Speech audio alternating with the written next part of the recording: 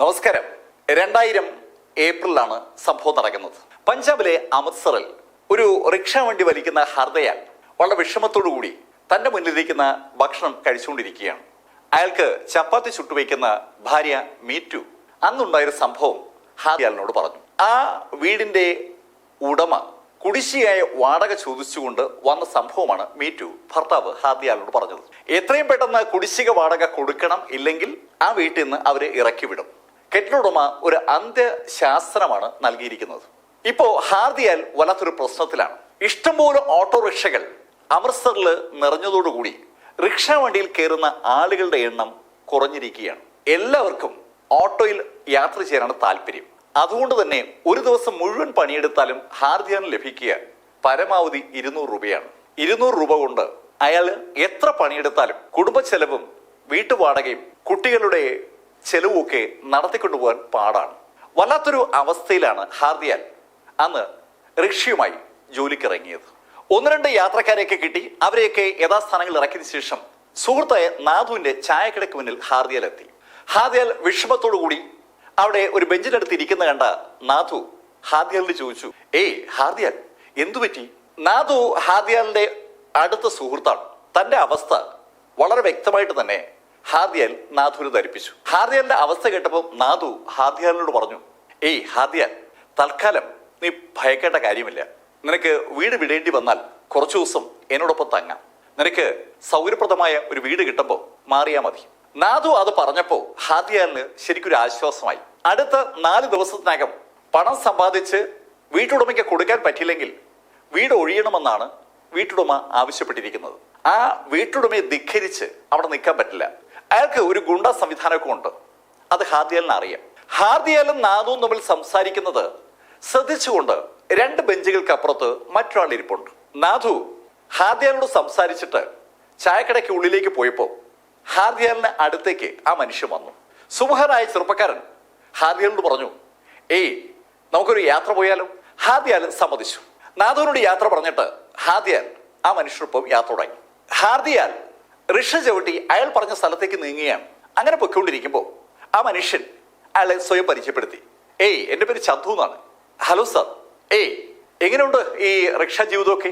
അത് കേട്ടപ്പോൾ ഹാർദിയാൽ പറഞ്ഞു, സർ കുഴപ്പമില്ല. എങ്ങനെ ജീവിക്കാനുള്ള കാശൊക്കെ കിട്ടുമോ?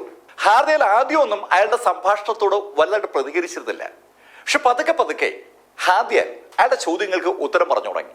ഏകദേശം അരമണിക്കൂറോളം ചന്തു റിക്ഷയിൽ ഹാർദിയാലിനൊപ്പം ഉണ്ടായിരുന്നു. അതിനിടയിൽ ഹാർദിയാലും ചന്തു തമ്മിൽ നല്ല സൗഹൃദത്തിലായി. ഹാർദിയാൽ ചന്തുവിനോട് പറഞ്ഞു, സർ, ജീവിക്കാൻ വലിയ ബുദ്ധിമുട്ട് തന്നെയാണ്. അത് കേട്ടത് ചന്തു ഹാർദിയാലിനോട് പറഞ്ഞു, ഹാർദിയാൽ, നിനക്ക് പണത്തിന് അത്യാവശ്യം ഉണ്ടെങ്കിൽ എളുപ്പമാർഗമുണ്ട്. സർ, എന്താ സർ ആ മാർഗം? വേറൊന്നുമല്ല, രക്തം ആവശ്യമുള്ള ആളുകൾക്ക് രക്തം കൊടുത്താൽ നിനക്ക് പണം കിട്ടും. ഒരു കുപ്പി രക്തം കൊടുത്താൽ നിനക്ക് 400 രൂപ കിട്ടും. സർ, രക്തം പണത്തിന് കൊടുക്കുന്നത് തെറ്റല്ലേ സർ? സംഭാവന ചെയ്യാനല്ലേ പാടുള്ളൂ. ഹാർദിയാൽ, ഇതും ഒരു സംഭാവന തന്നെ. പണമുള്ളവർ ആ സംഭാവനയ്ക്ക് തിരിച്ചൊരു സംഭാവന നൽകുന്നേ ഉള്ളൂ. ഹാർദിയാലിന് ഒരു കുപ്പി രക്തം കൊടുത്താൽ 400 രൂപ കിട്ടുമെന്ന് കേട്ടപ്പോ ഓർമ്മ വന്നത് ആ കെട്ട ഉടമയുടെ മുഖമാണ്. അയാൾക്ക് പണം കൊടുത്തില്ലെങ്കിൽ അയാൾ വീട്ടിൽ നിന്ന് ഇറക്കി വിടുമെന്ന് ഉറപ്പാണ്. ഹാർദിയാൽ പെട്ടെന്ന് ചന്തുവിനോട് ചോദിച്ചു, സർ, എനിക്ക് ഇപ്പോ രക്തം കൊടുക്കാൻ പറ്റുമോ? ഹാർദിയാൽ, ഞാനല്ലേ കൂടെ ഉള്ളത്. എനിക്ക് പരിചയമുള്ള ഒരു ബ്ലഡ് ബാങ്ക് ഉണ്ട്, ഞാൻ അവിടെ നിങ്ങളെ പരിചയപ്പെടുത്താം. അങ്ങനെ ഹാർദിയാലിനോട് പറഞ്ഞിട്ട് ഹാർദിയാലെയും കൊണ്ട് ചന്തു ഒരു ബ്ലഡ് ബാങ്കിലെത്തി. അവിടെ വെച്ച് ഹാർദിയാൽ 2 കുപ്പി രക്തമാണ് അന്ന് ആ ബ്ലഡ് ബാങ്കിന് സംഭാവന ചെയ്തത്. 2 കുപ്പി രക്തം കൊടുത്തതിന് ചന്തുവിന് 800 രൂപ കിട്ടി. അതിനോടൊപ്പം 4 മുട്ടയും കുറച്ച് പഴങ്ങൾ അവൻ വീട്ടിലേക്ക് പൊതിഞ്ഞെടുത്തു. ഇതേ സമയത്ത് ചന്തുവിന് ബ്ലഡ് ബാങ്കുകാര് ഹാർദിയാൽ കാണാതെ കമ്മീഷൻ കൊടുക്കുകയും ചെയ്തു. രക്തം കൊടുക്കാൻ താല്പര്യമുള്ള ആളുകളെ കണ്ടെത്തി ആ ബ്ലഡ് ബാങ്കിൽ എത്തിക്കുന്ന ഒരു കമ്മീഷൻ ഏജന്റാണ് യഥാർത്ഥത്തിൽ ചന്തു. 2 കുപ്പി രക്തം കൊടുത്തപ്പോൾ കിട്ടിയ ആ 800 രൂപ അന്ന് ഓടിക്കിട്ടിയ പൈസയും കൂടി ചേർത്തപ്പോൾ 1000 രൂപയായി മാറി. കയ്യിൽ ഏകദേശം 600 രൂപ കൂടി ഉണ്ടായിരുന്ന ഹാർദിയാലിനെ സംബന്ധിച്ചിടത്തോളം വാടക കൊടുക്കാനും അത്യാവശ്യം വീട്ടു സാധനങ്ങൾ വാങ്ങാനുള്ള കാശായി. 1000 രൂപയാണ് അയാൾ വീട്ടുടമയ്ക്ക് കൊടുക്കാനുണ്ടായിരുന്നത്. വാടക കൊടുത്തതിന് ശേഷം വീട്ടിൽ കുറച്ച് സാധനങ്ങളുമായി ഹാർദിയാൽ എത്തിയത് കണ്ടപ്പോൾ മീറ്റിനും ഭയങ്കര സന്തോഷം. അവൾ ഹാർദിയാലിനോട് എടുത്തെടുത്ത് ചോദിക്കുകയും ചെയ്തു, എങ്ങനെയാണ് ആ പണം കിട്ടിയെന്ന്. ഹാർദിയാൽ പറഞ്ഞു, ഇന്നെനിക്ക് കുറച്ച് നല്ല ഓട്ടം കിട്ടി, അങ്ങനെ കുറച്ച് കാശ് കിട്ടി. ഈ സംഭവം കഴിഞ്ഞ് കൃത്യം 1 മാസം കഴിഞ്ഞപ്പോൾ ഹാർദിയാൽ വീണ്ടും ആ ബ്ലഡ് ബാങ്കിലെത്തി. മാസത്തിൽ ഒരിക്കൽ ബ്ലഡ് കൊടുക്കാൻ പറ്റുമെന്ന് ചന്തു പറഞ്ഞിരുന്നത് കൊണ്ടാണ് ഹാർദിയാൽ അവിടെ എത്തിയത്. അന്ന് ഹാർദിയാൽ ഒരു കുപ്പി രക്തമാണ് കൊടുത്തത്. രണ്ടാമത്തെ കുപ്പി രക്തം കൂടി എടുക്കണമെന്ന് ഹാർദിയാൽ പറഞ്ഞപ്പോ നിങ്ങളുടെ ശരീരത്തിൽ നിന്ന് ഇപ്പോ ഒരു കുപ്പി എടുക്കാൻ പറ്റും. അങ്ങനെ ബ്ലഡ് ബാങ്കുകാർ പറഞ്ഞപ്പോ ഹാർദിയാൽ ആ 400 രൂപയും വാങ്ങിച്ച് മുട്ടയും പഴവുമായിട്ട് അവിടുന്ന് പുറത്തിറങ്ങി. അയാളുടെ റിക്ഷയിൽ കയറാൻ പോയപ്പോഴാണ് ചന്തു അവിടേക്ക് വന്നത്. ചന്തു ഹാർദിയാലിനെ കണ്ടതും അത്ഭുതത്തോടെ ഹാർദിയാലിനോട് ചോദിച്ചു, ഹാർദിയാൽ എന്താ ഇവിടെ? ചന്തു സാബ്, ഞാൻ രക്തം കൊടുക്കാൻ വന്നതാണ്. എന്തു പറ്റി വീണ്ടും രക്തം കൊടുക്കുന്നത്? സർ, എന്റെ കാര്യം ശരിക്കും ബുദ്ധിമുട്ടാണ്. ഓട്ടോറിക്ഷകൾ ഇഷ്ടംപോലെ ആയി, ആരും എന്റെ റിക്ഷ പിടിക്കുന്നില്ല. അപൂർവമായിട്ട് മാത്രമാണ് ഇപ്പോ റിക്ഷ വണ്ടിയിൽ ആളുകൾ കയറുന്നത്. അതാണ് ഹാർദിയാലിന്റെ പ്രശ്നവും.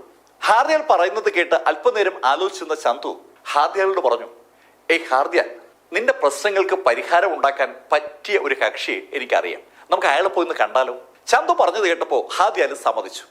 എന്തായാലും ചന്തു സാബ് അവന് പറ്റിയ എന്തെങ്കിലും അവസരം ഉണ്ടാക്കുന്നതായിരിക്കുമെന്ന് കരുതി ചന്തുവിനൊപ്പം ഹാർദിയാലെ ചന്തു വിളിച്ച സ്ഥലത്തേക്ക് ചെന്നു. ചന്തു ഹാർദിയാലയം കൊണ്ട് എത്തിയത് അമൃത്സറിലെ ജാഖർ ഹോസ്പിറ്റലിലാണ്. ജാഖർ ഹോസ്പിറ്റൽ ഒരു കൂറ്റൻ ഹോസ്പിറ്റലാണ്. ആ ഹോസ്പിറ്റൽ നടലെത്തിയതും ചന്തു ഹാർദിയാലിനോട് പറഞ്ഞു, ഹാർദിയാൽ, ഇവിടെ ഈ റിസപ്ഷനിൽ ഇരിക്കും, ഞാൻ എന്റെ സുഹൃത്തിനെ ഒന്ന് നോക്കിയിട്ട് വരാം. അല്പസമയം കഴിഞ്ഞപ്പോ ചന്തു കണ്ണട വെച്ച ഒരു കുറുകിയ മനുഷ്യരൊപ്പം അവിടെ എത്തി. അയാളെ ചന്തു ഹാർദിയാലിനെ പരിചയപ്പെടുത്തി. ഇത് എന്റെ സുഹൃത്ത് രാജുവാണ്. രാജു ഹോസ്പിറ്റലിലാണ് വർക്ക് ചെയ്യുന്നത്. രാജുവും ചന്തുവും കൂടി ഹാർദിയാലിനെ ഒരു റെസ്റ്റോറന്റിലേക്ക് കൊണ്ടുവന്നു. റെസ്റ്റോറന്റിൽ ഹാർദിയാൽ എത്തിയപ്പോ ഹാർദിയാലിന് ആവശ്യമായ ഭക്ഷണമൊക്കെ ചന്തു ഓർഡർ ചെയ്തു. ചന്തുവും രാജുവും ഹാർദിയാലും കൂടി ഭക്ഷണം കഴിച്ചുകൊണ്ടിരിക്കുമ്പോൾ ഹാർദിയാലിന്റെ കഥ ചന്തു രാജുവിനോട് പറഞ്ഞു. കഥ കേട്ടപ്പോ രാജു ഹാർദിയാലിനോട് പറഞ്ഞു, ഹാർദിയാൽ, നിന്റെ പ്രശ്നം പരിഹരിക്കാൻ ഞാൻ നോക്കിയിട്ട് ഒറ്റ മാർഗമേ ഉള്ളൂ. രാജു സാബ്, എന്ത് മാർഗമാണ് അത്?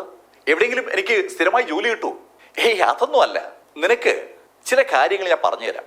ഹാർദിയാൽ, നമ്മുടെ ശരീരത്തിൽ നമുക്ക് ആവശ്യമില്ലാത്ത കുറെ അവയവങ്ങളുള്ള കാര്യം നിനക്കറിയാമോ?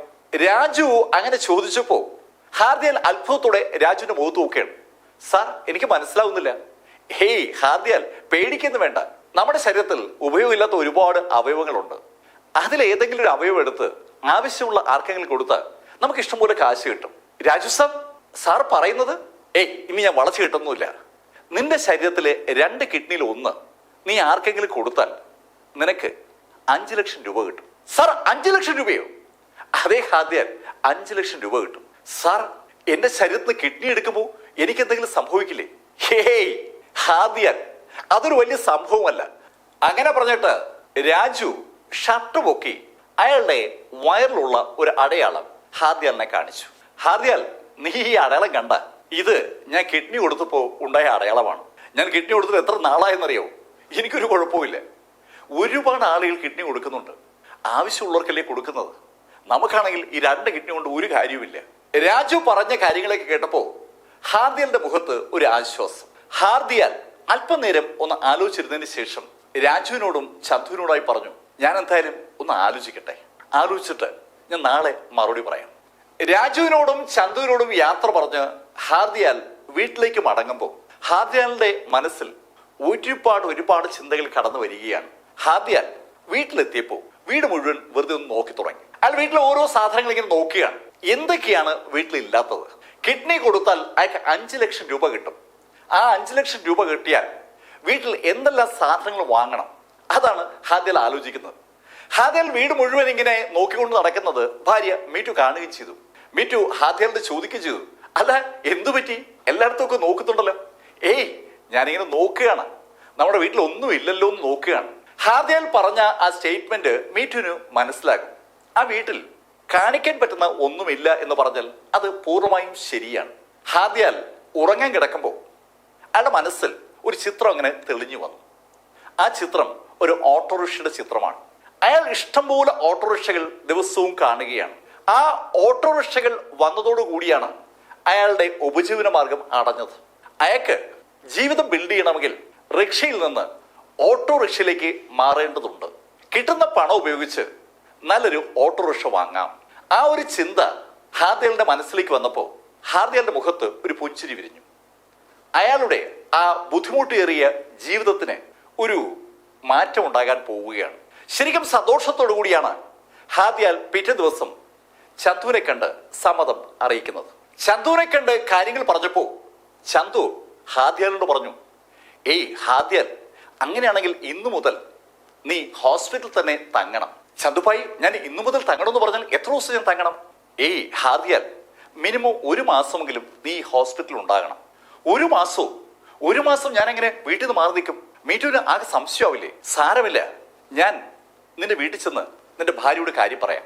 അങ്ങനെ പറഞ്ഞത് ചന്തു അയാളുടെ പോക്കറ്റിൽ കരുതിയിരുന്ന 5000 രൂപ എടുത്ത് ഹാർദിയാലിന്റെ കൈ കൊടുത്തു. പണം വാങ്ങിച്ച ഹാർദിയാൽ തിരിച്ച് ചന്തുവിന്റെ കയ്യിൽ തന്നെ ആ പണം കൊടുത്തിട്ട് ചന്തുവിനോട് പറഞ്ഞു, ചന്തു സാബ്, അങ്ങ് വീട്ടിലേക്ക് പോവുകയല്ലേ, ഈ പണം എന്റെ ഭാര്യയെ ഏൽപ്പിക്കണം. അല്ല, അങ്ങ് എന്താ എന്റെ ഭാര്യയോട് പറയാൻ പോകുന്നത്? ഏയ് ഹാർദിയാൽ, നിനക്ക് ഇവിടെ അമൃത്സർ പട്ടണത്തിൽ ഒരു കൺസ്ട്രക്ഷൻ കമ്പനിയിൽ ജോലിയായെന്നും ഇനി 1 മാസം കഴിഞ്ഞേ മടങ്ങി വരുമെന്ന് ഞാൻ നിന്റെ ഭാര്യയോട് പറയാം.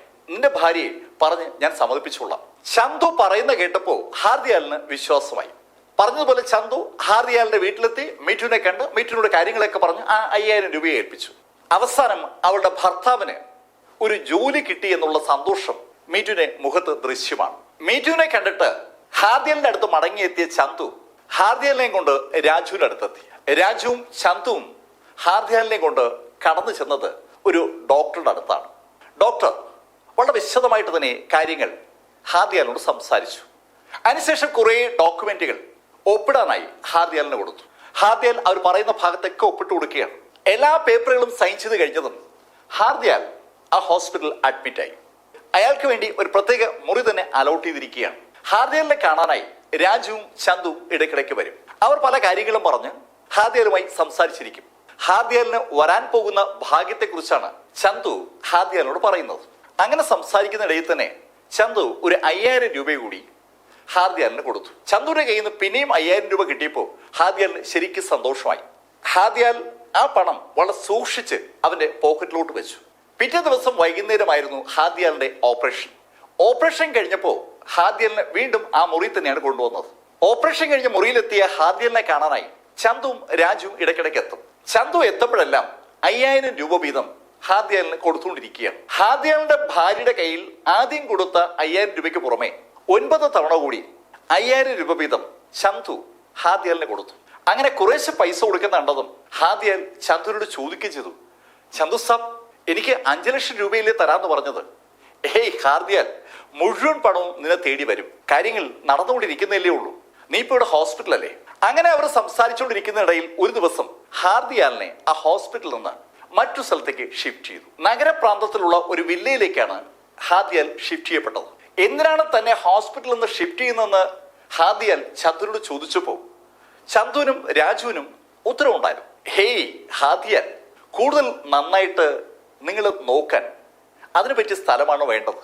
ചന്തു പറയുന്ന കാര്യത്തിൽ വിശ്വാസമുള്ളത് കൊണ്ട് ഹാർദിയാൽ പിന്നെ കൂടുതലൊന്നും ചോദിച്ചില്ല. ഹാർദിയാൽ എത്തിയത് ഒരു വില്ലയിലാണ്.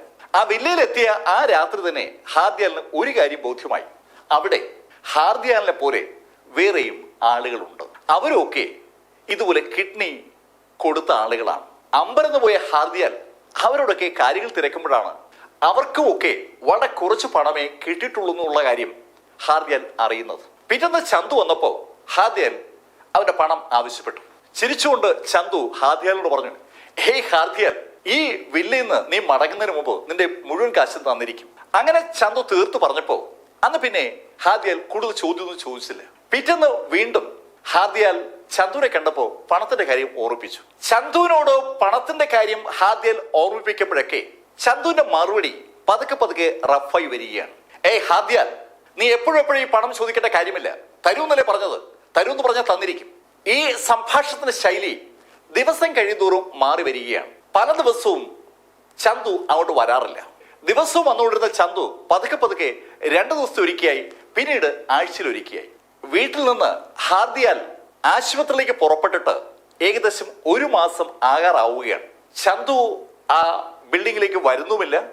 അവിടെയുള്ള ആളുകളെ കാണാനായി ഒരു ഡോക്ടർ മാത്രമാണ് സ്ഥിരമായി വരുന്നത്.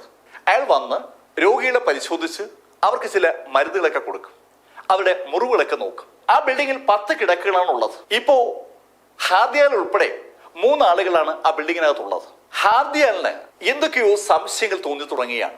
ഹാർദിയാൽ അവിടെ വന്ന ഡോക്ടറോട് കാര്യങ്ങൾ തിരക്കിയപ്പോ ഡോക്ടർ അയാൾക്കൊന്നും അറിയില്ല എന്ന ശൈലിയിൽ പ്രതികരിച്ചു തുടങ്ങി. സംശയം തോന്നിയ ഹാദിയാൽ ആ ബിൽഡിങ്ങിന് കാവൽ നിൽക്കുന്ന സെക്യൂരിറ്റി ഗാർഡുകൾ കാര്യം തിരക്കി.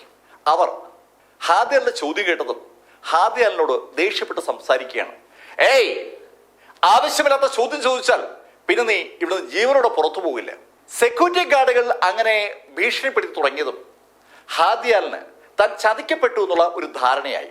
എങ്ങനെയും അവിടെ നിന്ന് രക്ഷപ്പെടണം എന്നുള്ളൊരു ആഗ്രഹം ഹാദിയാലിന് ഉണ്ടാകുന്നത് അങ്ങനെയാണ്. ദേഷ്യം വന്ന ഹാദിയാൽ വീടിനകത്തേക്ക് കയറി അവിടെ കണ്ട സകല സാധനങ്ങൾ അടിച്ചുടയ്ക്കാൻ തുടങ്ങി. അവിടെ മരുന്ന് കൊടുക്കാനും രക്തം കൊടുക്കാനും ഒക്കെ ധാരാളം ഉപകരണങ്ങളുണ്ട്. അതൊക്കെ ഹാദിയാൽ എടുത്ത് തറയിൽ അടിക്കാൻ തുടങ്ങി. ശബ്ദം കേട്ട് ആ സെക്യൂരിറ്റി ഗാർഡുകൾ അകത്തേക്ക് ഓടി വന്നു. അവർ കാണുന്നത് അക്രമാസക്തനായ ഹാദിയാലിനെയാണ്. ഹാദിയാൽ അക്രമാസക്തമായി അവിടെ നാശനഷ്ടങ്ങൾ വരുത്തുന്ന കണ്ടതും സെക്യൂരിറ്റി ഗാർഡുകൾ ഹാദിയാലിനെ നേരിട്ടു. കുറച്ചു കഴിഞ്ഞപ്പോൾ അവർ ഹാദിയാലിനെ ചവിട്ടിക്കൂട്ടി ഗേറ്റിന് പുറത്താക്കി.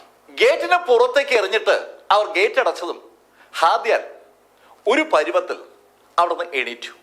ഏകദേശം ഒരു 2 മണിക്കൂർ കഴിഞ്ഞപ്പോൾ അവന്റെ വീട്ടിലെത്തി. രക്തത്തിൽ കുളിച്ച് വീട്ടിലേക്ക് കയറി വന്ന ഹാദിയാലിനെ കണ്ട മീറ്റു ശരിക്കും ഞെട്ടിപ്പോവുകയാണ്. അവളുടെ ഭർത്താവ് സ്ഥിരം ജോലി കിട്ടിയെന്ന് പറഞ്ഞ് അമൃത്സറിലേക്ക് പോയതാണ്. അവിടെ ഒരു കൺസ്ട്രക്ഷൻ കമ്പനിയിലാണ് വർക്കെന്നാണ് സുഹൃത്തായ ചന്തു പറഞ്ഞത്. പക്ഷേ അവളുടെ ഭർത്താവിന്റെ ആ അവസ്ഥ അവൾ ശരിക്കും ഞെട്ടിച്ചിരിക്കുകയാണ്. മീറ്റു ഉടൻ തന്നെ അവളുടെ ഭർത്താവിനെ സമീപത്തുള്ള ഒരു ഹോസ്പിറ്റലിൽ അഡ്മിറ്റ് ചെയ്തു. ഹോസ്പിറ്റലിലേക്ക് പോകുമ്പോൾ തന്നെ ഹാദിയാൽ അയാളുടെ കൈവശമുണ്ടായിരുന്ന 45,000 രൂപയും മീറ്റുവിനെ ഏൽപ്പിച്ചു. അയാളുടെ കിഡ്നി നഷ്ടപ്പെട്ടപ്പോൾ അയാൾക്ക് ആകെ ലഭിച്ച 50,000 രൂപയും അങ്ങനെ അയാൾ മീറ്റുവിനെ ഏൽപ്പിച്ചിരിക്കുകയാണ്. 45,000 രൂപ കയ്യിലേക്ക് വന്നപ്പോൾ മീറ്റു ഹാദിയാലിനോട് കാര്യങ്ങൾ തിരക്കി. ഹാദിയാൽ നടന്ന സംഭവങ്ങൾ എല്ലാം അതുപോലെ മീറ്റുവിനോട് പറഞ്ഞു. തന്നെയും കുടുംബത്തെ നോക്കാൻ വേണ്ടിയാണ് അവളുടെ ഭർത്താവ് അയാളുടെ കിഡ്നി കൊടുക്കാൻ തയ്യാറായെന്നുള്ള കാര്യം മീറ്റുവിന് വ്യക്തമായി ബോധ്യമാവുകയാണ്. ശരിക്കും ആ പെൺകുട്ടി കരഞ്ഞുപോയ ഒരു നിമിഷം. മീറ്റു പലതവണ ഹാദിയാലിനോട് ഏതെങ്കിലും വീട്ടിൽ ജോലിക്ക് പോകട്ടെ എന്ന് ചോദിച്ചിട്ടുണ്ട്. ഏതെങ്കിലും വീടുകളിലെ പാത്രം കഴുകാനായി നിന്നെ വിടാൻ എനിക്ക് താല്പര്യമില്ല എന്നാണ് ഹാദിയാൽ അപ്പോഴൊക്കെ മീറ്റുവിനോട് പറഞ്ഞിരുന്നത്. അങ്ങനെ പറഞ്ഞ ഹാദിയാലിന്റെ ഇപ്പോഴത്തെ അവസ്ഥ മീറ്റുവിനെ ശരിക്കും സങ്കടപ്പെടുത്തുകയാണ്. ഹോസ്പിറ്റലിൽ നിന്ന് അവരിറങ്ങുമ്പോൾ അവരുടെ കൈവശമുണ്ടായിരുന്ന പണം ഏതാണ്ട് തീർന്നു. മീറ്റും ഹാദിയാലും അവസാനം ആ ധാരണയിലെത്തി. തങ്ങൾക്ക് സംഭവിച്ചു പോലുള്ളൊരു കാര്യം ഇനി മറ്റൊരാൾക്കും സംഭവിക്കാൻ പാടില്ല. അങ്ങനെ ഒരു ധാരണ മനസ്സിൽ വന്നതും ഹാദിയാലും മീറ്റും കൂടി തൊട്ട് സമീപത്തുള്ള പോലീസ് സ്റ്റേഷനിലേക്ക് ചെന്നു. അവർ അവിടുത്തെ SI കണ്ട് പരാതിപ്പെട്ടു. SI പറഞ്ഞ അനുസരിച്ച് റൈറ്റർ അവിടെ പരാതി രേഖപ്പെടുത്തി. ഈ സംഭവം കഴിഞ്ഞ് കൃത്യം ഒരാഴ്ച കഴിഞ്ഞ് കാണും. അമൃത്സർ മെഡിക്കൽ കോളേജിലെ ക്യാൻറ്റീനിൽ കീർത്തിയും അവളുടെ സുഹൃത്ത് രാഹുലും ഗുർകിരാത്തും ഭക്ഷണം കഴിച്ചുകൊണ്ടിരിക്കുകയാണ്. കീർത്തിയാണ് ഗുർകിരാത്തിനെയും രാഹുലിനെയും ഭക്ഷണം കഴിക്കാനായി വിളിച്ചത്. അവളുടെ കയ്യിൽ അല്പ കാശുണ്ട്. ഗുർകിരാത്ത് രാഹുലിന്റെ അടുത്ത സുഹൃത്താണ്. രാഹുലും ഗുർകിരാത്തും ഒരു മുറിയിലാണ് താമസിക്കുന്നത്. അവർ 3 പേരും 3ാം വർഷ MBBS സ്റ്റുഡൻസ് ആണ്. ബീഹാറിയെ രാഹുലിന് കീർത്തിയെ ശരിക്കും ഇഷ്ടമാണ്.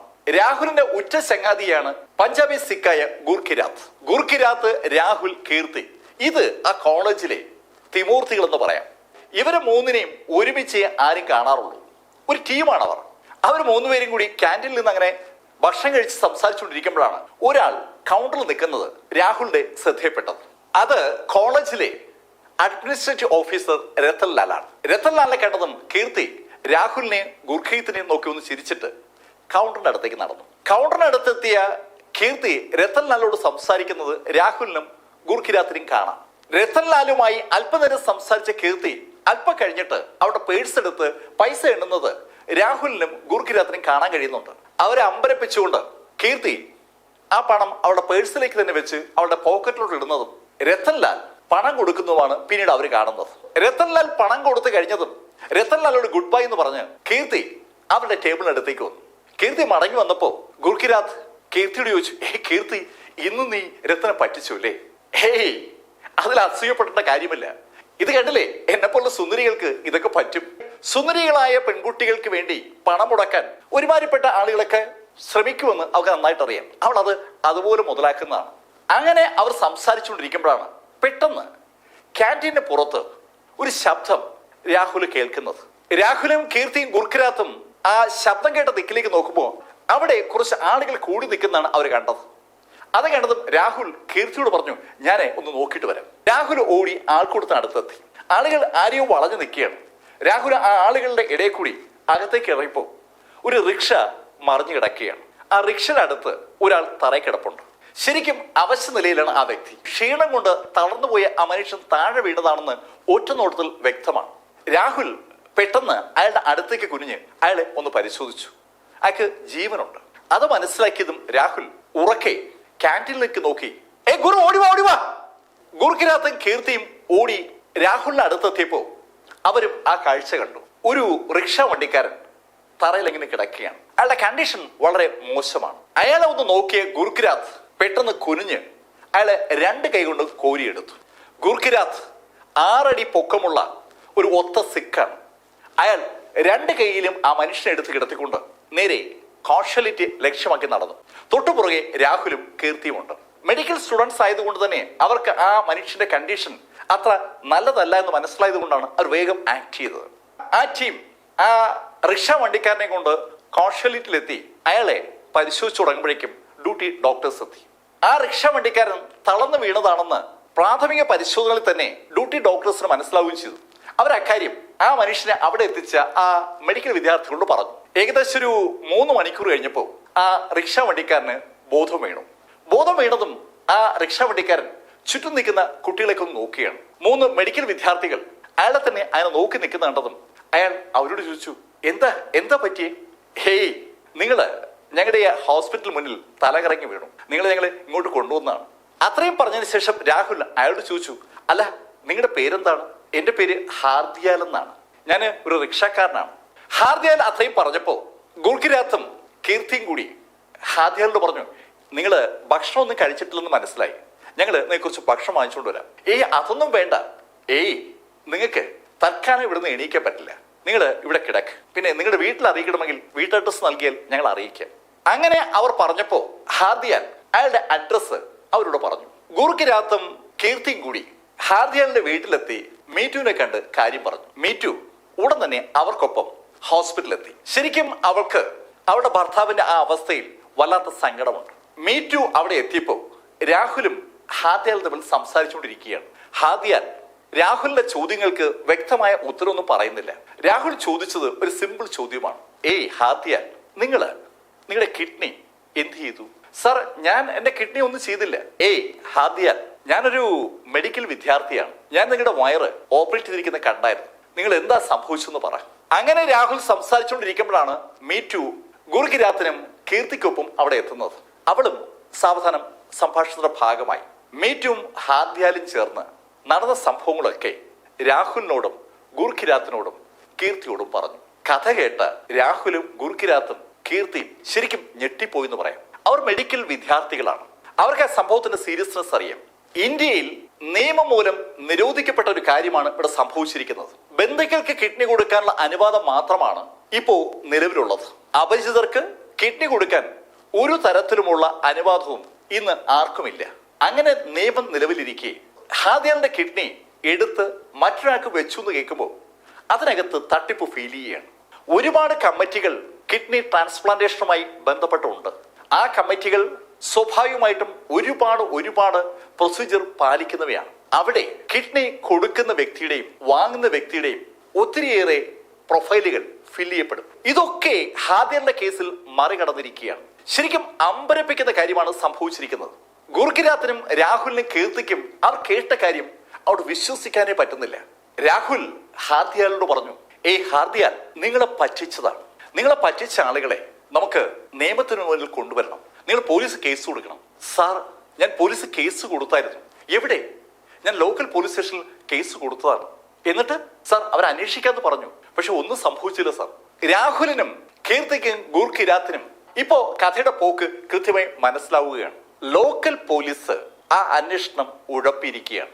ലോക്കൽ പോലീസ് ഈ കേസിൽ ഉഴപ്പണമെങ്കിൽ ഈ കേസിന് പിന്നിൽ വലിയ സംഘങ്ങൾ ഉണ്ടാകണം, വലിയ വ്യക്തികൾ ഉണ്ടാകണം.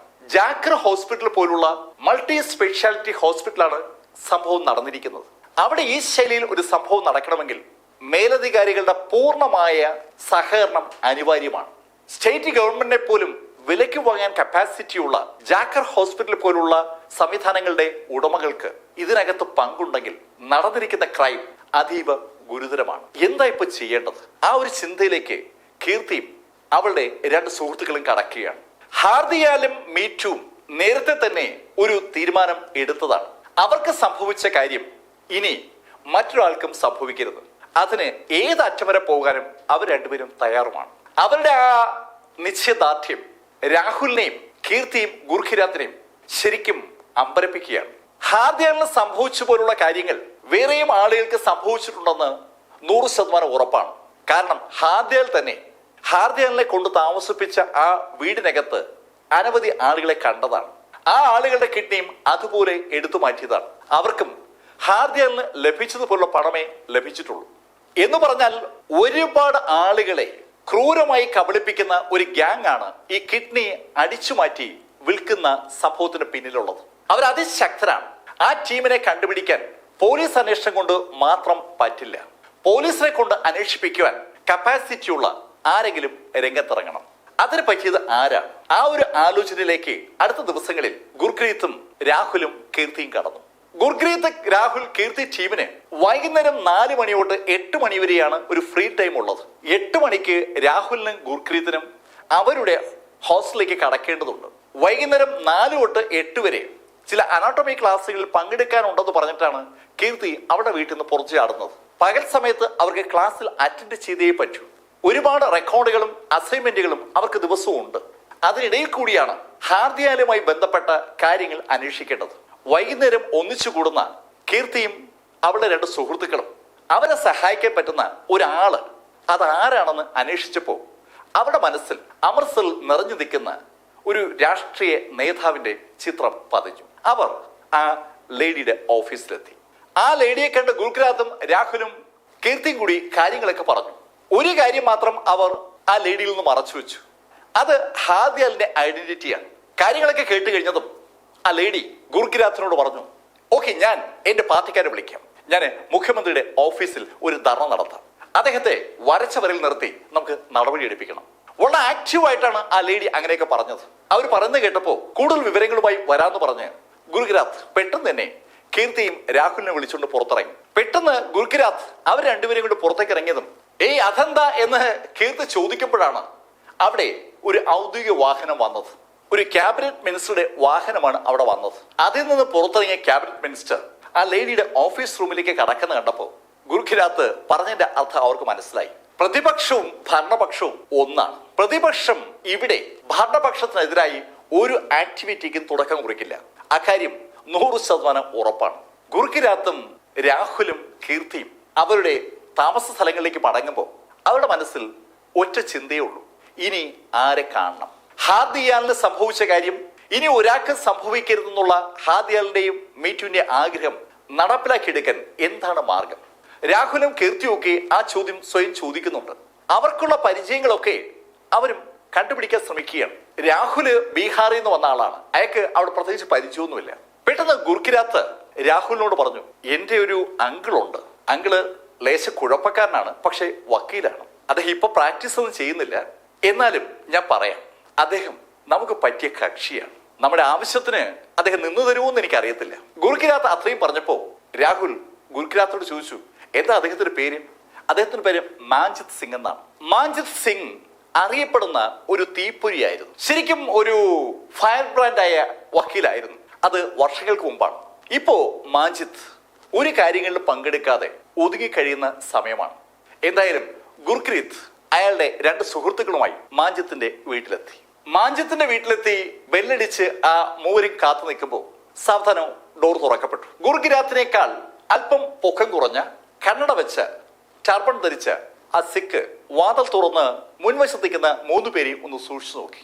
അപ്പോഴാണ് അയാളുടെ കണ്ണുകൾ ഗുർഗ്രാത്തിൽ പതിഞ്ഞത്. എന്താ പാപ്പാജി, അങ്കിളിനെ കാണാൻ പറഞ്ഞു. ശരി വാ. മാഞ്ജിത്തിന്റെ പുറകെ ആ മൂവർ സംഘം സ്വീകരണ മുറിയിലേക്ക് കടന്നു. അവർ 3 പേരും അവിടെ ഇരുന്നതും മാഞ്ജിത്ത് അവരോട് വന്ന കാര്യം ചോദിച്ചു. അങ്കിൾ, പാപ്പാജി ഒരു കേസുമായി ബന്ധപ്പെട്ട കാര്യങ്ങൾ അങ്ങയോട് ഡിസ്കസ് ചെയ്യാൻ പറഞ്ഞതാണ്. എനിക്ക് താല്പര്യമില്ലാത്ത വിഷയം സംസാരിക്കാനാണോ ഇവിടെ വന്നത്? എനിക്ക് സ്ഥലമിടാൻ അങ്കിൾ പാപ്പാജി പറഞ്ഞു. ഞാൻ പറഞ്ഞില്ലേ സ്ഥലമിടാൻ, പുറത്തു. പെട്ടെന്നാണ് മാഞ്ജിത്ത് അവർ 3 പേരെയും ആ വീട്ടിൽ നിന്ന് അടിച്ച് പുറത്താക്കുന്നത്. ശരിക്കും മാഞ്ചത്തിന്റെ പെരുമാറ്റം രാഹുലിനെയും അതുപോലെ കീർത്തിയും ഞെട്ടിച്ചു എന്ന് തന്നെ പറയാം. തികച്ചും അപ്രതീക്ഷിതമായിരുന്നു അവരെ സംബന്ധിച്ചിടത്തോളം മാഞ്ചത്തിന്റെ പെരുമാറ്റം. പുറത്തിറങ്ങിയ കീർത്തി ഗുർക്കിരാത്തിനോട് ചോദിച്ചു, ഏയ് ഗുർക്കിരാത്ത്, എന്താ സംഭവം? അദ്ദേഹം എന്താ ഇങ്ങനെ പെരുമാറുന്നത്? ഏയ് കീർത്തി, കുറച്ച് വർഷങ്ങൾക്ക് മുമ്പ് അങ്കിള് വൈഫ് ഒന്നിച്ച് ഹൈവേയിലൂടെ വരുമ്പോ ഒരു ട്രക്ക് അങ്കിളുടെ കാറിലിടിച്ചു. അങ്കിളുടെ കാറ് മറിഞ്ഞു. കാറിൽ നിന്ന് പുറത്തിറങ്ങിയ അങ്കിൾ ആന്റിയെ കാറിൽ നിന്ന് പുറത്തിറക്കാനുള്ള ശ്രമത്തിലാണ്.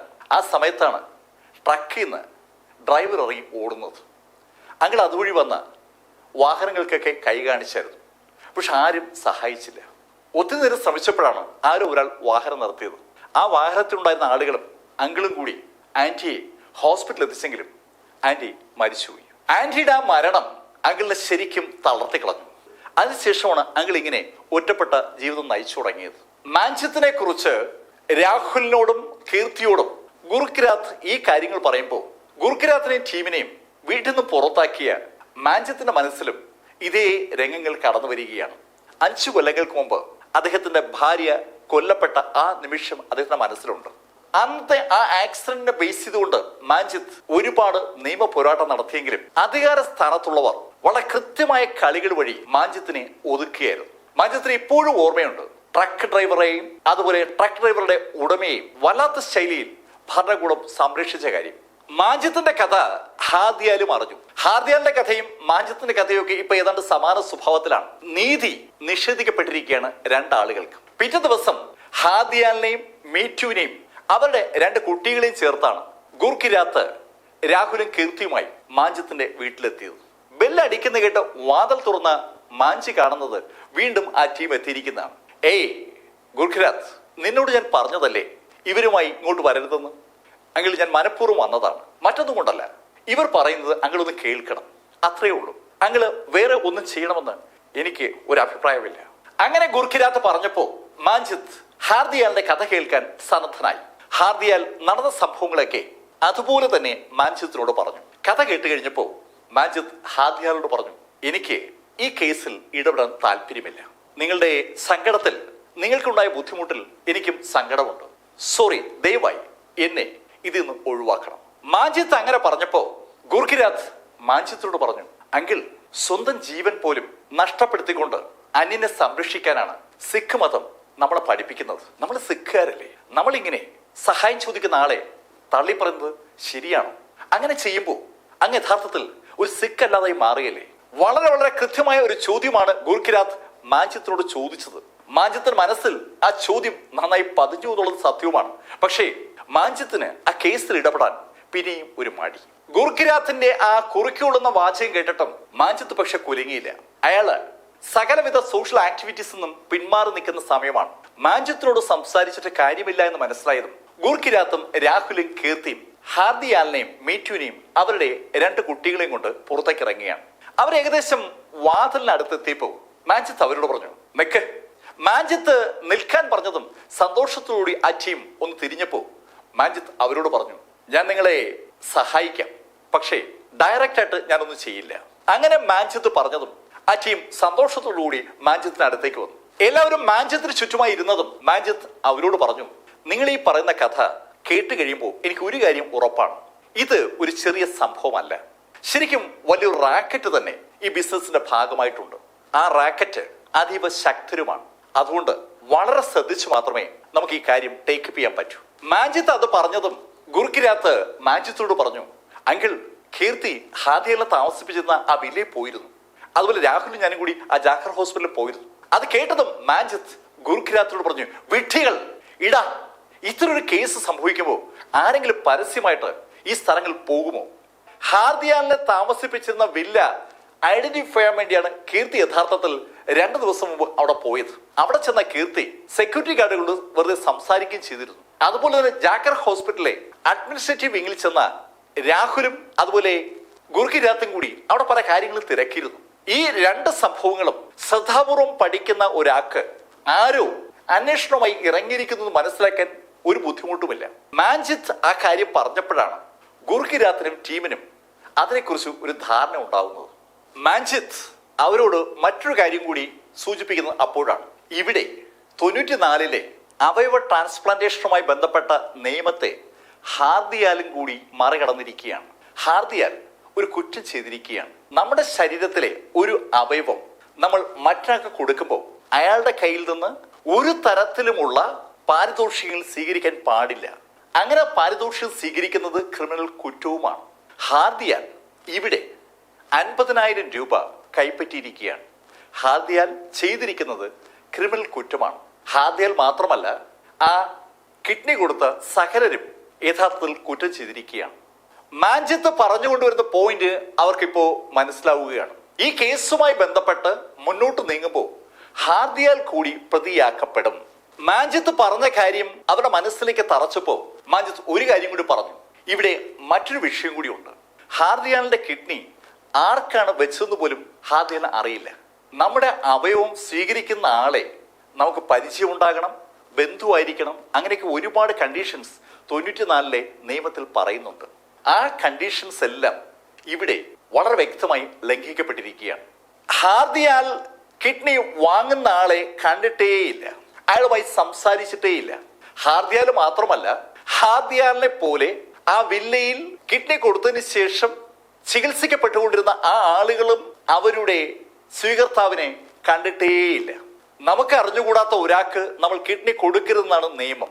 നമുക്ക് അത്രയും അടുപ്പമുള്ള, അത്രയും വേണ്ടപ്പെട്ട ഒരാൾക്ക് നമ്മുടെ അവയവം കൊടുക്കുന്നതും നമുക്ക് അറിഞ്ഞുകൂടാത്ത ഒരാൾക്ക് കൊടുക്കുന്നതും തമ്മിൽ ഒരുപാട് വ്യത്യാസമുണ്ട്. ഇപ്പോ ഹാർദിയാലും ഏതാണ്ട് ഒരു കുടുക്കിൽ പെട്ടതുപോലെയാണ്. ഹാർദിയാലിനെയും മീറ്റുവിനെയും അവിടെ ഇരിക്കുന്ന 3 മെഡിക്കൽ സ്റ്റുഡൻസിനെയും ഒന്ന് സൂക്ഷിച്ചു നോക്കിയിട്ട് മാജിദ് അവരോട് പറഞ്ഞു, നിങ്ങൾ എനിക്ക് ഒരു ദിവസം സമയത്ത് ഞാൻ ഒരു ഐഡിയ വർക്കൗട്ട് ചെയ്യാം, നാളെ വൈകിട്ട് നമുക്ക് വീണ്ടും കാണാം.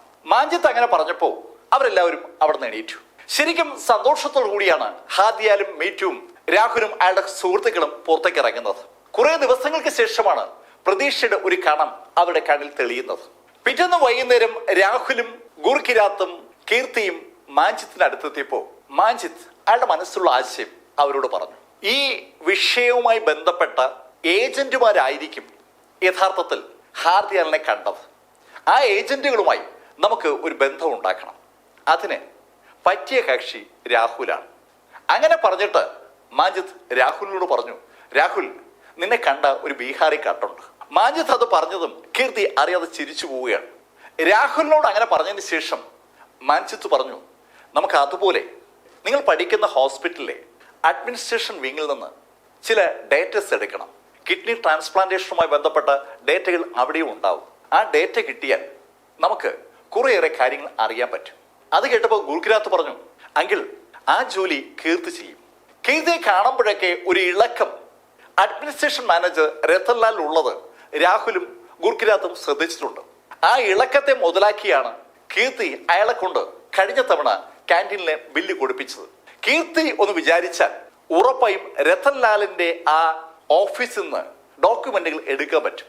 ആ ധാരണ ഗുർകിരാത്തിന് ഉള്ളത് കൊണ്ടാണ് ഗുർകിരാത്ത് കീർത്തിയെ അതിലേക്ക് ചുമതലപ്പെടുത്തിയത്. അത് കണ്ടതും മാഞ്ചിത്ത് ഗുർകിരാത്തിനോട് പറഞ്ഞു, ഗുർകിരാത്ത്, ഇവർ രണ്ടുപേരെയും മോണിറ്റർ ചെയ്യേണ്ട ചുമതല നിനക്കാണ്. രണ്ടുപേരും ശരിക്കും അപകടകരമായ കാര്യങ്ങളാണ് ചെയ്യാൻ പോകുന്നത്. അവർക്ക് അപകടം വരാതെ നോക്കാൻ നീ ബാധ്യസ്ഥനാണ്. രാഹുലിന് ശരിക്കും ബുദ്ധിമുട്ടേറിയ ഒരു ജോബാണ് ലഭിച്ചിരിക്കുന്നത്. പക്ഷെ രാഹുൽ വളരെ ഭംഗിയായിട്ട് മേക്കപ്പ് ഒക്കെ ചെയ്ത് ഒരു കൂലിപ്പണിക്കാരന്റെ ശൈലിയിലേക്ക് മാറി. മെഡിക്കൽ സ്റ്റുഡന്റിൽ നിന്ന് ബീഹാറിയായ ഒരു കൂലിക്കാരന്റെ രൂപത്തിലേക്ക് മാറിയ രാഹുൽ പിറ്റേ ദിവസം നാഥുവിന്റെ ചായക്കടയിലെത്തി. രാഹുലിൽ നിന്ന് ഏകദേശം ഒരു 40-50 അടി പുറകിലായി ഒരു കൈനറ്റിക് ഹോണ്ടയിൽ ഗുർകിരാത്ത് ഇരിപ്പുണ്ട്. രാഹുലിന് എന്തെങ്കിലും ബുദ്ധിമുട്ട് വന്നാൽ സപ്പോർട്ട് കൊടുക്കാൻ വേണ്ടിയാണ് ഗുർകിരാത്ത് തൊട്ടു പുറകിൽ തന്നെ ഉള്ളത്. രാഹുല് നാഥുവിന്റെ കടയിൽ നിന്ന് ചായയൊക്കെ വാങ്ങിച്ച് അങ്ങനെ ഇരിക്കുകയാണ്. ചന്തുവിന്റെ രൂപം, ചന്തുവിന്റെ ശൈലി, ചന്തുവിനെ കണ്ടാൽ എങ്ങനെ ഇരിക്കും, ഇതൊക്കെ ഹാർദിയാൽ പറഞ്ഞിട്ടുള്ളത് കൊണ്ട് ആ ശൈലിയിലുള്ള ഒരാളെ കാണാൻ വേണ്ടിയാണ് രാഹുൽ അങ്ങനെ കാത്തിരുന്നത്. 2 മണിക്കൂറോളം അവിടെ ഇരുന്നിട്ടും ചന്തുവിനെ കാണാതെ വന്നപ്പോ രാഹുൽ സാവധാനം ആ ബ്ലഡ് ബാങ്കിലേക്ക് തിരിച്ചു. രാഹുലിൽ നിന്ന് കൃത്യം അകലത്തിൽ ഗുർകിരാത്ത് രാഹുലിനെ പിന്തുടർന്നു. ബ്ലഡ് ബാങ്കിലെത്തിയ രാഹുൽ അവിടുത്തെ ഉദ്യോഗസ്ഥന്മാരോട് സംസാരിച്ച് ഒരു ധാരണ ഉണ്ടാക്കി ബ്ലഡ് കൊടുക്കുകയാണ്. ഒരു കുപ്പി കൊടുത്തു കഴിഞ്ഞാൽ രാഹുൽ ഡോക്ടറോട് പറഞ്ഞു, ഡോക്ടർ, ഒരു കുപ്പിയും കൂടി എടുക്കണം. ഇയാളുടെ ശരീരത്തിൽ നിന്ന് ഇനി ബ്ലഡ് എടുക്കാൻ പറ്റില്ല. രാഹുൽ ലേശം മെലിഞ്ഞിട്ടാണ്. അല്ല സാർ, എനിക്ക് പൈസ വേണം, അങ്ങ് ഒരു കുപ്പിയുടെ എടുത്തേ പറ്റൂ. ഇയാൾക്ക് എന്താ പറഞ്ഞാൽ മനസ്സിലാവാത്തത്? ഇയാളുടെ ശരീരത്തിൽ നിന്ന് 2 കുപ്പി ബ്ലഡ് എടുക്കാൻ പറ്റില്ല സാർ. അങ്ങനെയാണെങ്കിൽ സാർ എനിക്ക് കുറച്ച് പണം കടം തരണം. ഒരു 6 മാസത്തെ പണം കടം തന്നാൽ മതി, ഞാൻ എല്ലാ മാസവും ഇവിടെ വന്ന് ബ്ലഡ് തരാം. ഇയാൾ എന്താ ഈ പറയുന്നത്? ഇതൊരു ബ്ലഡ് ബാങ്ക് ആണ്, സാധാരണ ബാങ്ക് അല്ല പണം കടം തരാൻ. രാഹുൽ പിന്നെയും നിർബന്ധിച്ചപ്പോ ആ ഡോക്ടർ സെക്യൂരിറ്റികളെ വിളിച്ചു. അവർ രാഹുലിനെ തൂക്കിയെടുത്ത് പുറത്താക്കി. രാഹുൽ ബഹളം ഉണ്ടാക്കിക്കൊണ്ടാണ് പുറത്തേക്ക് ഇറങ്ങുന്നത്. രാഹുല് ആ ബ്ലഡ് ബാങ്കിൽ നിന്ന് പുറത്തേക്ക് നടക്കുമ്പോ പെട്ടെന്ന് ഒരാൾ രാഹുലിനെ വിളിച്ചു. ഏയ് ഒന്ന് നിന്നേ. ശബ്ദം കേട്ട് തിരിഞ്ഞു നോക്കിയ രാഹുൽ ആ ശബ്ദത്തിന്റെ ഉടമയെ ഒറ്റ നോട്ടത്തിൽ തിരിച്ചറിയുകയാണ്. അത് ഹാർദിയാൽ പറഞ്ഞ ചന്തു തന്നെയാണ്. ചന്തുവിന്റെ രൂപം വളരെ മനോഹരമായിട്ട് ഹാർദിയാൽ അവരുടെ മനസ്സിൽ വരച്ചിട്ടിട്ടുണ്ട്. ചന്തുവിനെ കണ്ടതും രാഹുൽ ചന്തുവിനോട് ചോദിച്ചു, ഏയ് എന്താ വിളിച്ചേ? ഹലോ ഭയ്യ, ദേഷ്യപ്പെടാതെ. എന്തു പറ്റി? പണത്തിന് വലിയ അത്യാവശ്യം ഉണ്ടെന്ന് തോന്നുന്നു. ഏയ് ഭയ്യ, പണത്തിന് ശരിക്കും അത്യാവശ്യമുണ്ട്, പക്ഷെ എന്ത് ചെയ്യാനാ, ഇവരെനിക്ക് പണം തരുന്നില്ല. അല്ല എന്താ ഇപ്പൊ പ്രശ്നം? നിങ്ങൾ ബീഹാറികൾക്ക് പണത്തിന് ബുദ്ധിമുട്ട് വരാൻ ഒരു സാധ്യതയില്ലല്ലോ, എവിടെ പോയാലും ബീഹാറികളല്ലേ പണിയെടുക്കുന്നത്. ഭയ്യ എന്താ പറയാനാ, എന്റെ മുതലാളി എന്നെ പറ്റിച്ചു. എന്റെ സഹോദരന്റെ കല്യാണം അടുത്ത് വരികയാണ്. സഹോദരന്റെ കല്യാണത്തിന് വേണ്ടി ഒരു 20,000 രൂപ ഞാൻ മുതലാളിയോട് കടം ചോദിച്ചിരുന്നു. മുതലാളി തരാമെന്ന് പറഞ്ഞിരുന്നതാണ്. ഇപ്പോ മുതലാളി കൈമലർത്തി, തരൂലെന്ന്. കല്യാണം അടുത്തു, എനിക്കാണെങ്കിൽ പണം കിട്ടിയേ പറ്റൂ. ഓ, അതൊരു പ്രശ്നമാണല്ലോ. നിനക്ക് പണത്തിന് അത്രയും അത്യാവശ്യം ഉണ്ടെങ്കിൽ ഞാൻ നിന്നെ ഒരാളെ പരിചയപ്പെടുത്താം. അയാൾ വിചാരിച്ച ചിലപ്പോൾ എന്തെങ്കിലും നടക്കും. അങ്ങനെ ചന്തു പറഞ്ഞിട്ട് ചന്തു രാഹുലിനെ അയാളുടെ സ്കൂട്ടറിനടുത്തേക്ക് വിളിച്ചു. രാഹുലിനെ പുറകിലിരുത്തി ചന്തു സ്കൂട്ടർ ഓടിച്ചത് നേരെ ജാക്കർ ഹോസ്പിറ്റലിലേക്കാണ്. ജാക്കർ ഹോസ്പിറ്റലിലേക്ക് ചന്തു രാഹുലിനെ കൊണ്ട് പോകുമ്പോൾ അവർക്ക് പുറകിലായി ഗുർഖിരാത്തുമുണ്ട്. ഗുർഖിരാത്ത് ചന്തുവിന്റെ ശ്രദ്ധയപ്പെടാതെ ആ കൈനറ്റിക് ഹോണ്ട ഓടിച്ച് ജാക്കർ ഹോസ്പിറ്റലിലെത്തി. ജാക്കർ ഹോസ്പിറ്റലിലെ പാർക്കിംഗ് ലോട്ടിൽ സ്കൂട്ടർ ഒതുക്കിയ ചന്തു രാഹുലിനെ കൊണ്ട് അകത്തെത്തി. അല്പസമയം കഴിഞ്ഞപ്പോൾ ചന്തു രാഹുലിന്റെ അടുത്തേക്ക് രാജുവിനെ എത്തിച്ചു. ചന്തുവും രാജുവും കൂടി രാഹുലിനോട് സംസാരിച്ചു തുടങ്ങി. രാഹുലിന് പണം അനിവാര്യമാണെന്നുള്ള ശൈലിയിൽ രാഹുൽ സംസാരിച്ചു തുടങ്ങിയതും രാജു രാഹുലിനോട് പറഞ്ഞു, ഏയ് നിങ്ങൾക്ക് പണം ആവശ്യമുണ്ടെങ്കിൽ ഒരു എളുപ്പമാർഗം ഞാൻ പറയാം. അങ്ങനെ പറഞ്ഞതിന് ശേഷം അയാൾ കിഡ്നി കൊടുത്താൽ കിട്ടുന്ന ലാഭത്തെക്കുറിച്ച് രാഹുലിനോട് പറഞ്ഞു. കിഡ്നി കൊടുത്താൽ പണം കിട്ടുമെന്ന് രാജു പറഞ്ഞപ്പോ രാഹുൽ ശരിക്കും ഞെട്ടുന്ന പോലെയാണ് അഭിനയിച്ചത്. രാഹുൽ പെട്ടെന്ന് ചോദിച്ചു, എത്ര കിട്ടും? 5 ലക്ഷം കിട്ടും. 5 ലക്ഷം എന്ന് കേട്ടപ്പോ രാഹുൽ അറിയാതെ വിളിച്ചു പോണു, ദൈവമേ 5 ലക്ഷോ? അതൊരു വലിയ തുകയല്ലേ? ഹേയ് രാഹുൽ, നമ്മുടെ കയ്യിലുള്ള 2 1 കൊടുത്ത് 5 ലക്ഷം കിട്ടിയാൽ അതൊരു വലിയ കാര്യമല്ലേ? രാഹുലും സമ്മതിച്ചു.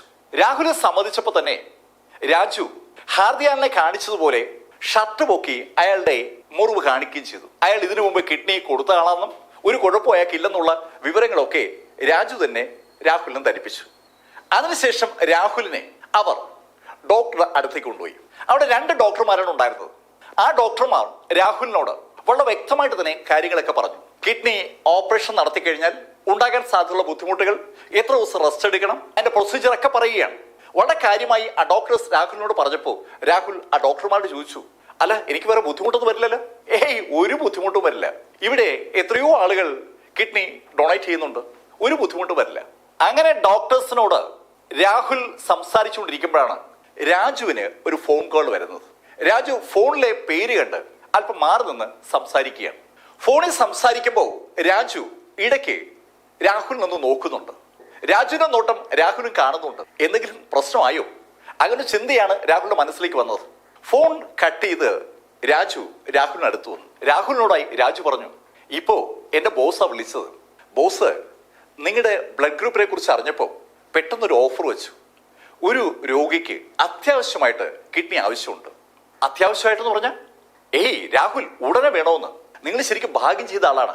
അവർക്ക് നാളെ തന്നെ കിഡ്നി വേണമെന്നാ പറയുന്നത്. നാളെ തന്നെ കിഡ്നി വേണമെന്ന് പറയുമ്പോൾ അതെ രാഹുൽ, നാളെ തന്നെ നിന്നെ ഓപ്പറേറ്റ് ചെയ്യും. അങ്ങനെ രാജു പറഞ്ഞതും ഡോക്ടേഴ്സ് രാജുവിനെ ഒന്ന് നോക്കി. രാജു ഡോക്ടേഴ്സിനോട് പറഞ്ഞു, ഡോക്ടർ എല്ലാം റെഡിയല്ലേ? എല്ലാം റെഡിയാ.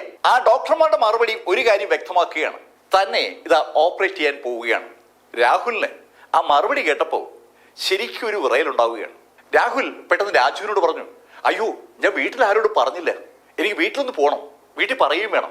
രാഹുൽ അങ്ങനെ ഒരു കാര്യം ചെയ്യാം, തൽക്കാലം നമുക്കൊരു ടെസ്റ്റ് നടത്താം. അങ്ങനെ രാജു പറഞ്ഞതും ചന്തുവും രാഹുലിനോട് പറഞ്ഞു, അതെ ഇപ്പൊ ഒരു ടെസ്റ്റ് നടത്താം. ടെസ്റ്റ് നടത്തിയതിനു ശേഷം രാഹുലിന് വീട്ടിൽ പോവാം. അങ്ങനെ ചന്തു പറഞ്ഞതും രാജു ഡോക്ടറോട് പറഞ്ഞു, ഡോക്ടർ രാഹുലിനെ അഡ്മിറ്റ് ചെയ്തിട്ടേ ടെസ്റ്റ് ഒന്ന് ചെയ്യും. രാജുവിന്റെ നിർദ്ദേശം കിട്ടിയതും ഡോക്ടർ ഉടൻ തന്നെ ലാബ് അസിസ്റ്റ് ചെയ്യുന്ന 2 പയ്യന്മാരെ വിളിച്ചു. അവരോടായി ഡോക്ടർ പറഞ്ഞു, നിങ്ങളൊരു കാര്യം ചെയ്യും, ഈ രാഹുലിനെ ലാബിൽ കൊണ്ടുപോയി ഒന്ന് ടെസ്റ്റ് ചെയ്യും. അത് കേട്ടതും ആ ലാബ് അസിസ്റ്റന്റുകൾ രാഹുലിനെ കൂട്ടി ഡോക്ടർ മുറിയിൽ നിന്ന് പുറത്തിറങ്ങി. ആ കോറിഡോർ നേരെ പോകുന്ന ലാബിലേക്കാണ്. ഡോക്ടറുടെ മുറിയിൽ നിന്ന് പുറത്തിറങ്ങിയ രാഹുൽ ആ ലാബ് അസിസ്റ്റന്റുകൾക്കൊപ്പം മുന്നോട്ട് നടക്കുമ്പോൾ അവിടെ തൊട്ടുപുറകെ ചന്തുവും അതുപോലെ രാജുവും ഉണ്ട്. ആ 5 അംഗ ടീം ലാബിന് നേരെ നടക്കുന്നത് കോറിഡോറിൽ നിൽക്കുന്ന ഗുർഖിരാത്ത് കാണുന്നുണ്ട്. എന്താണ് സംഭവിച്ചിരിക്കുന്നതെന്ന് ഗുർഖിരാത്തിന് ഒരു പിടിയില്ല. ഗുർഖിരാത്ത് അങ്ങനെ നോക്കി നിൽക്കുമ്പോൾ രാഹുലിനെ കൊണ്ട് ആ ലാബ് അസിസ്റ്റന്റുകൾ ലാബിനകത്തേക്ക് കടന്നു. ലാബിനകത്തേക്ക് രാഹുലിനെയും കൊണ്ട് ആ ലാബ് അസിസ്റ്റന്റുകൾ കടന്നതും ചന്തുവും രാജുവും അവിടെ നിന്ന് പുറത്തേക്ക് നീങ്ങി. അവർ പുറത്തേക്ക് നീങ്ങുമ്പോൾ അകത്ത് ഡോക്ടർ അയാളുടെ കയ്യിലെ സിറിഞ്ചിൽ രാഹുലിനെ മയക്കാനുള്ള സെഡേഷൻ മരുന്ന് എടുക്കുന്നത് രാഹുൽ കണ്ടു. എന്ത് ചെയ്യണമെന്നറിയാതെ രാഹുൽ തന്റെ അടുത്ത് നിൽക്കുന്ന ആ ലാബ് അസിസ്റ്റന്റുകളെയും ഡോക്ടറുടെ കയ്യിലിരിക്കുന്ന ആ സെഡേഷനെയും അങ്ങനെ നോക്കുമ്പോൾ ആ വാതിലിനടുത്തേക്ക് സാവധാനം നടന്നു വരികയാണ് ഗുർഖിരാത്ത്. കഥയുടെ ഈ ഭാഗം ഞാൻ അവസാനിപ്പിക്കുന്നു. ബാക്കി ഭാഗവുമായി അടുത്ത ദിവസം നമുക്ക് വീണ്ടും കാണാം. ഇതുവരെ ഇന്ത്യ കണ്ട ഏറ്റവും വലിയ കിഡ്നി തട്ടിപ്പിന്റെ കഥ നിങ്ങളോട് പറഞ്ഞത് എം ലൈഫിൽ നിന്ന് BS ചന്ദ്രമോഹൻ. കമന്റുകൾ ചെയ്യണം. Thank you.